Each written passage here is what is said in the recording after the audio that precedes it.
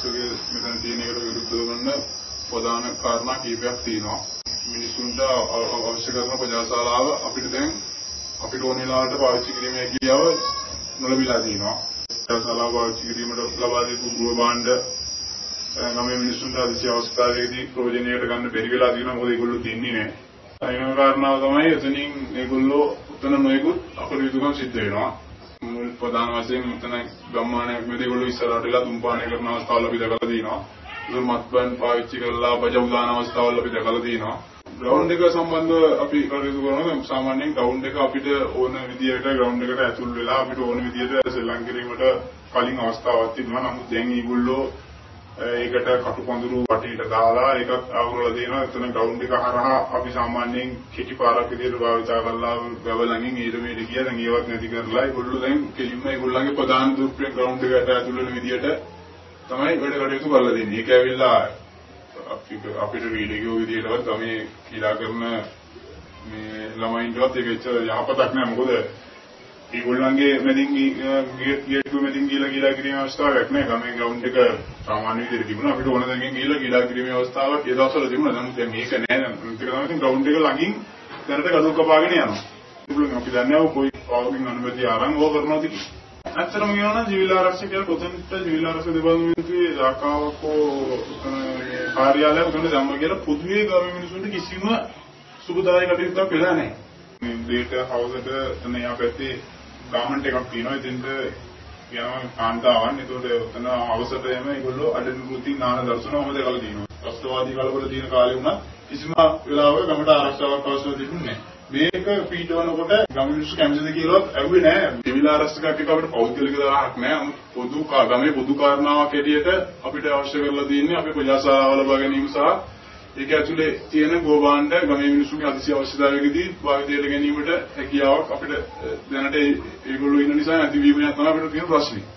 අපිට මේ ගෙවල් මේ ලබා දීලා තියෙන පොරුන් ආයතනයේ නෝර්වේ රජයේ සුනාමියෙන් අසරණ වෙලා ඉන්න පවුල් වලට අඩු ආදායම් ලැබි පවුල් වලට මේ අසරණ වෙච්ච පවුල් වලට තමයි මේ අපිට මේ ගෙවල් ලබා දීලා තියෙන්නේ. අපේ ගම්මානේ පවුල් 101ක් ජීවත් වෙනවා.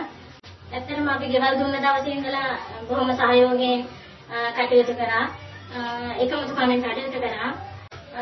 පුටු මේස පුස්තකාලය ග්‍රාමීණධාරී කාර්යාලය වෙනත් පවත්වාගත යුතු පොදු කටයුතු සඳහා වෙනම කාමරات එක්ක ලොකු ප්‍රජාශාලාවක් හදලා දීලා තියෙනවා.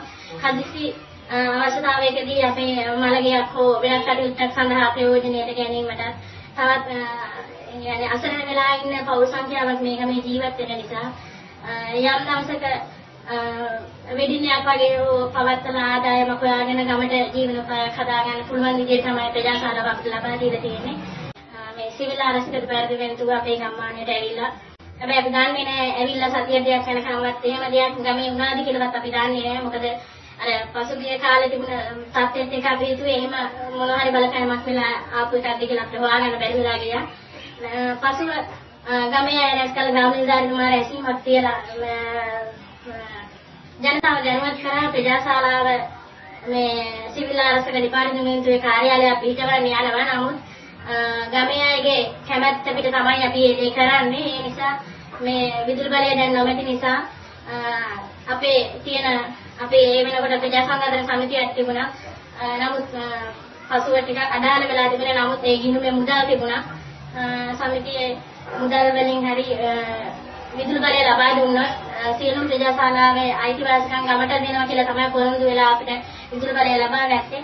ඒ අවස්ථාවේ ඒගොල්ලන් අපිට කිව්වා මේ විදුලි බලය සිවිල් ආරක්ෂක දෙපාර්තමේන්තුවේ යටතට ගන්න පුළුවන්. ඒ ගත්තොත් ප්‍රජාශාලාවේ අයිතිවාසිකම් වෙන්නේ සිවිල් ආරක්ෂක දෙපාර්තමේන්තුවට කියලා.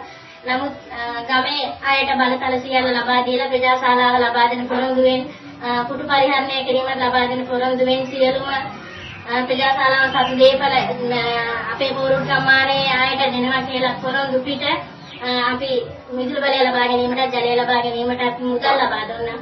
නමුත් ඒ ප්‍රජාශාලාව ඒ සිවිල් ආරක්ෂක දෙපාර්තමේන්තුව පිළිහිටවලා මාස 6ක් 7ක් යනතුරුම කිසිම සුබදායකයක් අපි දැක්කෙත් නැහැ. අපිට රැසීමක් කියන අවස්ථාවක් ලැබුණෙත් නැහැ. මලගියක් වුණා පුටු ලබාගෙන බැරි වෙලා ගියා. දානයක් වෙලා කුඩු ලබා ගන්න බැරි වෙලා ගියා. ඒ වගේ කීප අවස්ථාවකම අපි කුඩු ලබා ගන්න බැරුව අසරණ වුණා. අපි රාලහාමි ළඟට ගිහිල්ලා කිව්වම රාලහාමි කිව්වා මේ දැන් අපිට මුකුත් කරන්න බෑ සිවිල් ආර්ථික දෙපාර්තමේන්තුවේ තමයි මේ අයිතිය තියෙන්නේ. ඒක නිසා ඔයගොල්ලන්ට මුකුත් දැන් කරන්න දෙන්න බෑ කියලා. සිවිල් පුරවැසියන් සහ මහජන දේපළ සුරකීමට පිහිටුවා ඇති මෙවන් ආරක්ෂක දෙපාර්තමේන්තු මහජන දේපළ සූරාකමින් සිවිල් පුරවැසියන්ගේ නිදහසට බාධා වන පරිදි කටයුතු කිරීම යුක්ති සහගතද?